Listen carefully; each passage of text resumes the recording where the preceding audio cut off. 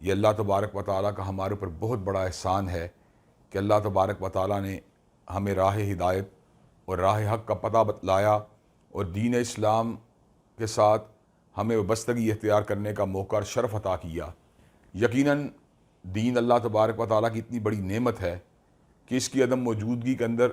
کوئی بھی نعمت اپنا بدن نہیں رکھتی، ہر نعمت بے بدن ہو کے رہ جاتی ہے۔ فرعون ایک وقت کا سردار اور بادشاہ تھا، لیکن ایمان کی نعمت سے محروم ہونے کی وجہ سے راندہ درگاہ ہو گیا۔ قارون سرمایہ دار تھا،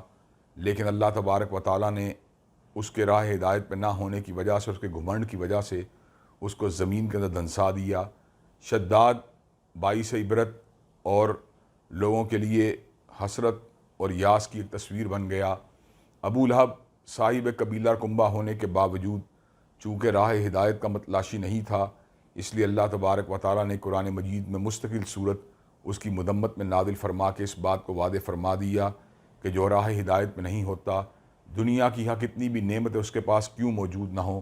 وہ ساری کی ساری نعمتیں بے کیف بھی ہیں اور بے معنی بھی ہیں۔ اس کے مد مقابل جب اللہ تبارک و تعالیٰ کسی کو ایمان کی نعمت سے بہرور کر دیتے ہیں تو ہر نعمت اس کے ساتھ معنی خیز ہو جاتی ہے۔ جب ایمان والا سردار ہوتا ہے تو وہ سیدنا صدیق اکبر کا اس میں ایک جھلک نظر آتی ہے۔ جب ایمان والا صاحب منصب ہوتا ہے تو حضرت فاروق اعظم کا کردار ہمارے سامنے آتا ہے۔ جب صاحب ثروت اور صاحب سرمایہ ایمان والا ہوتا ہے تو سیدنا عثمان ذو النورین اور حضرت عبد الرحمن ابن عوف کا عظیم کردار ہمارے سامنے آتا ہے۔ اور جب کوئی بوریا نشین،